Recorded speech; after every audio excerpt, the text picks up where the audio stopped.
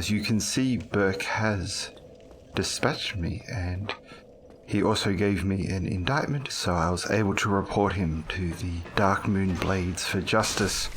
But now, continuing on the story of the lost city of Astora, Velka's city, we were discussing how Velka was trying to seduce Manus, and she was doing this by turning herself beautiful. And she did that by taking the humanity of the humans that came to Astora that have the humanity innately in them. And this is an allusion to the idea that this is where the first version of a technology known as the Dark Hand was created. And the Dark Hand, which we will see later, is associated with New Londo, and that allowed Dark Rays of Karth to acquire humanity from other humans. Here in the city of Astora, Velka was able to do something similar. She was able to extract that humanity from the humans. Now, this could have been because she had already devised the technology of the Dark Hand here in Astora, though it could just simply be that she ate them. And that is the visual image of Velka here in Astora. A undead dragon feasting on the flesh of humans so that she can reverse her hollowing and make herself young and beautiful like her mother as she attempts to seduce Manus. And was that seduction successful? Well, by the state of Astora, you can probably see that it wasn't. Apparently, Manus was not just impressed by Priscilla's beauty. And as Velka ate the people of Astora to make herself beautiful, Manus was performing a strange masquerade here in Astora as he tried to deal with Gwyn's betrayal. And we can see this through items that are scattered across Lordran, not the items that are found here in the depths.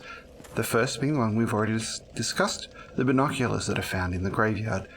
The other is the Elite Knight set found in the Darkroot Garden, worn by the Knight in the Undead Asylum that we're constantly thinking about. Who is he? What is his mission? Now we have another piece of that puzzle. We can now link that Knight to Astora and to Manus. Also remember, there are symbols of Manus and Velka everywhere in Lordran, and now we can add the Elite Knight to being a symbol of Manus.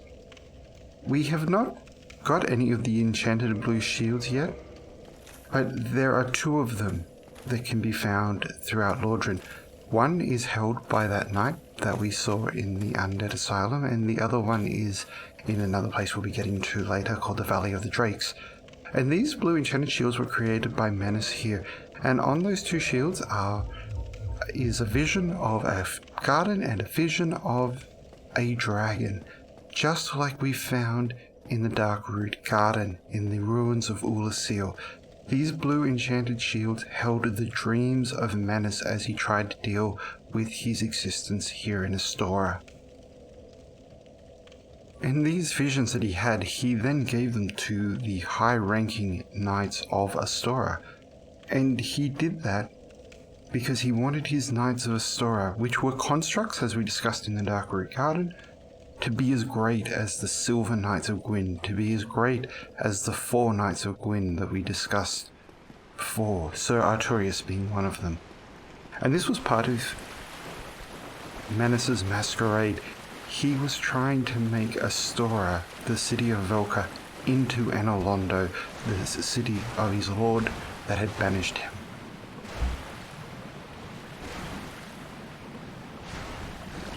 Now these oozes that we discussed before as being humans that have been turned to sludge, having their skin removed from them so that there's nothing left. And this is a visual metaphor for Velka removing their skin and applying it to herself. These slimes drop 2 different types of Titanite shards, and we'll see if I'm lucky enough to find any here.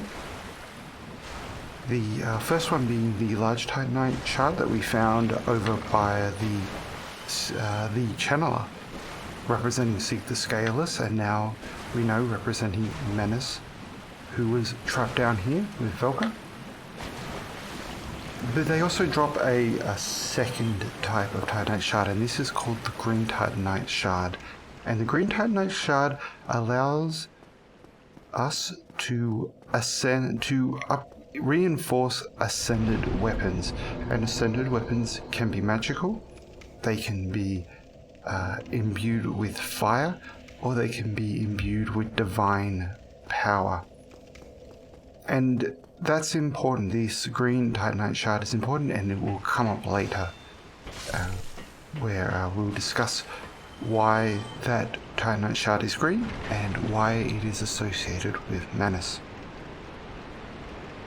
And we've met a few characters from Astora. Knight Solaire, the Warrior of Sunlight, up by the Watchtower, and he talked about how he comes from another time. He comes from this time. And he shows us the kindness of the people of Astora. Though, as we also discussed about his naivety about the sun and the Warriors of Sunlight, this also shows that the people of Astora are somewhat naive about the nature of Velka. We've also met Andre of Astora, who is in the old church in the woods, where he is in the service of Velka. And he also shares a visual appearance with the divine blacksmith that we met in the Darkroot Garden. And these are the blacksmiths of Astora that were being referred to in the large ember item description that we looked at in the last episode. And here we have Knight Kirk, the Thorn Knight, who was also from Astora.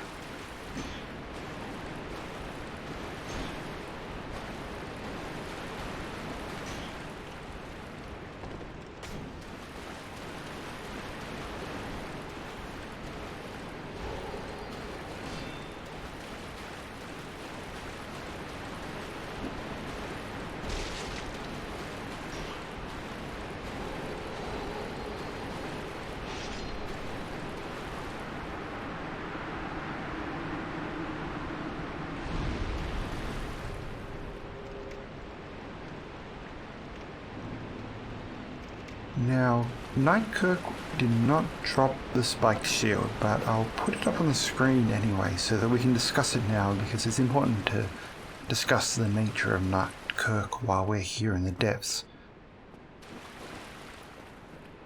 The spiked shield of the infamous Darkwraith Kirk, Knight of Thorns, covered with spikes. So Knight Kirk was one of the first Darkwraiths, and that role was created here in Astora, in Velka's city. Though, like many things with Astora, they are more famously associated with New Londo.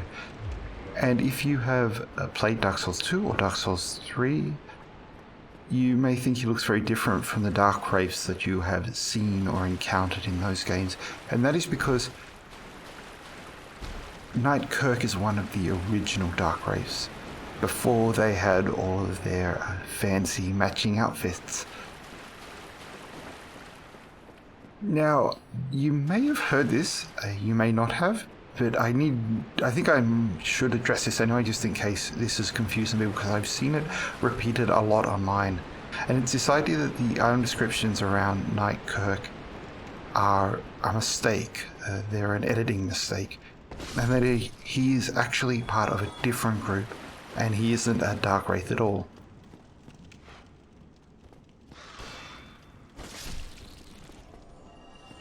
This idea came because of an interview that the director of Dark Souls did, Hidetaka Miyazaki, and I know that's wrong, so apologies for that.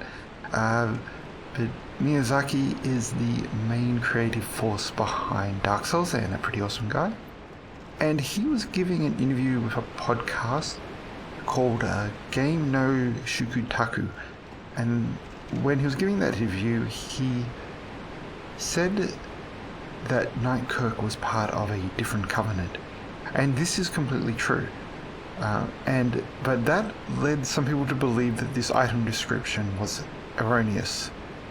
But in fact it's not. What I think was trying to be expressed there in that interview was that Dark Souls is a story of many generations, and the alliances shift and change over time. And Miyazaki was trying to point that out by saying that Knight Kirk, even though he's stated as being a Dark Wraith, is actually part of a completely different covenant by the time we're playing Dark Souls 1. And I think that's where the confusion came from. Now, that's not to say that Dark Souls 1 is not without its typos or its errors. There are two pretty big ones that I can think of right now. One being one of the gifts is in the character creation screen is the description for it is just wrong. And there's another spell that you'll get in New Londo, which is completely incorrect. It's a spell that claims to cure curses and uses humanity, and it does none of that.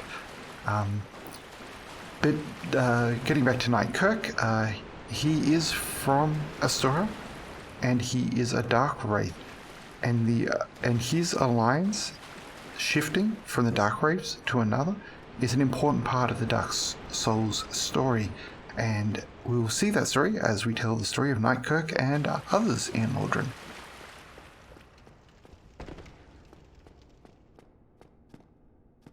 So in Astora, we have a few great inventions of Velka's already.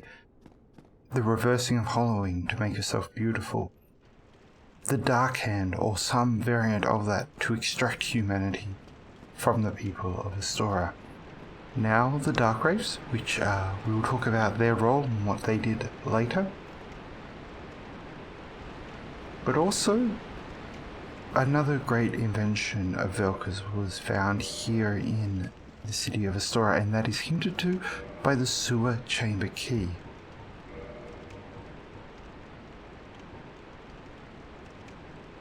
The sewer chamber key in any community, a few bad apples are sure to exhibit insatiable greed. If they were turned undead and banished to the depths, would they reconsider their ways?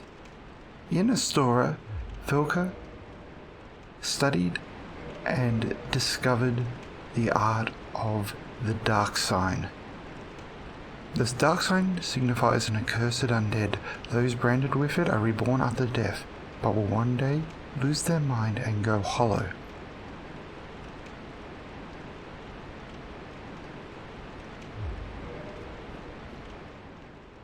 And this is also a hint towards the idea that the Firekeeper that we met up by a Firelink Shrine was also from Astora, as she knew how to brand a chosen undead with the dark sign.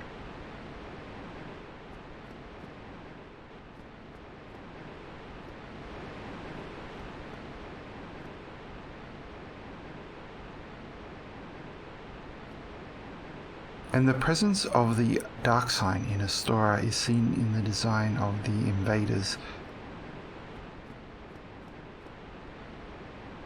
Kirk is the only invader who will invade us 3 times, showing that even though we have killed him, he has returned and been reborn at a bonfire somewhere else in his own timeline. We see a similar behavior from another invader called Man-Eater Mildred, who is both an invader and a summons. So she is able to reappear. She's also associated with Astora with a title like that. You can see that.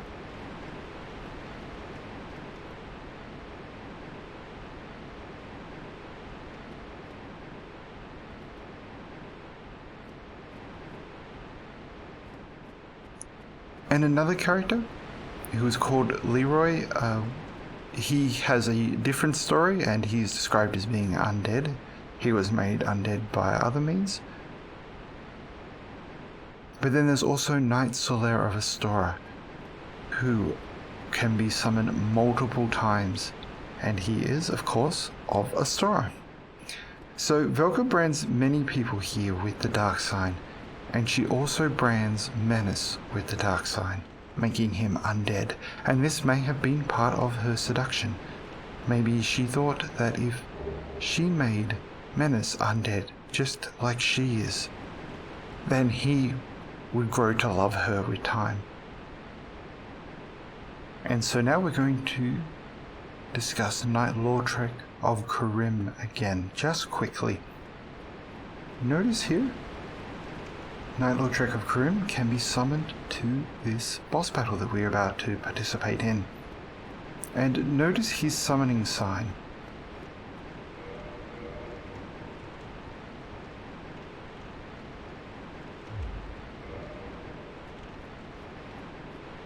And now over here we can see Knight Solaire of Astora. For the first time we can summon Knight Solaire to participate in Jolly Cooperation. Notice his summoning sign.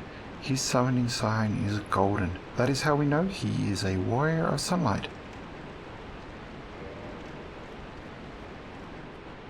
Now if we look at Knight Lordran of Kurim's summoning sign, we see that it is white, and that is because Knight Lordran of Kurim is not a warrior of sunlight, even though he gave us that gift.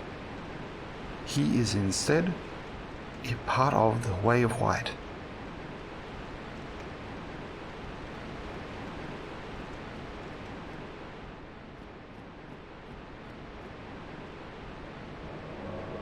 Now, as I alluded to back in Darkroot Garden when we fought the Moonlight Butterfly, each of the boss battles in Dark Souls has a theme. It has a part of the story of Dark Souls that it is trying to tell.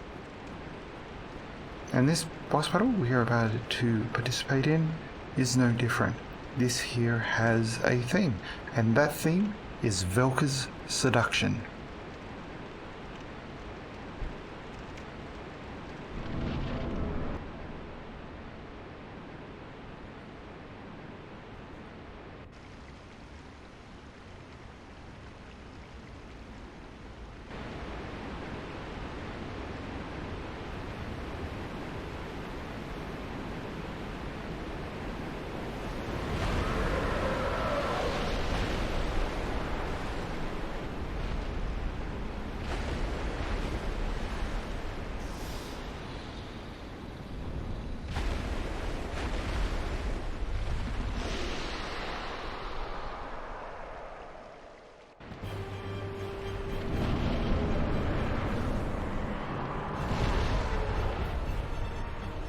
So while Solaire and Lordran distract the dragon, I will try to get its tail.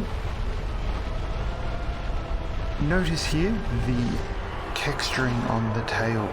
This is the texture that I talked about that is on the rats in the Prepare to Die edition, but is not present in the remastered edition. And that was a clue towards Velka's identity as an scaleless dragon. Now notice the tail weapon that I just got. It is called the Dragon King Great Axe, even though the monster that we are fighting is called the Gaping Dragon. That is because this dragon is two dragons together. There is the Gaping Dragon in front and the Dragon King behind. Notice that it drops a great axe, just like the chosen weapon of Menace. The front is Velka, the back is Menace.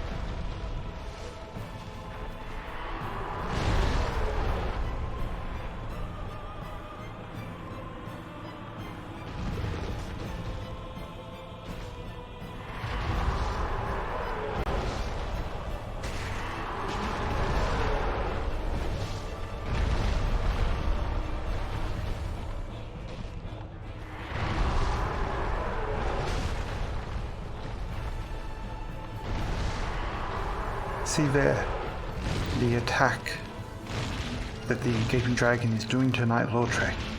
That is what Velka wanted to do to Menace.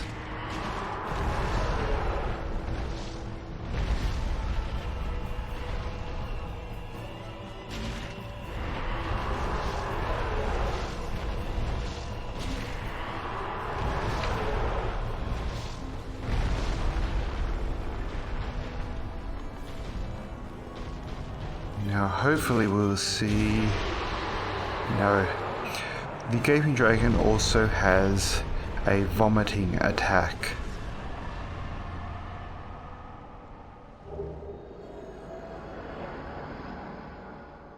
which is corrosive and destructive to your equipment. Menace is a blacksmith, a creator. Felka vomits bile that destroys the physical world that Menace creates.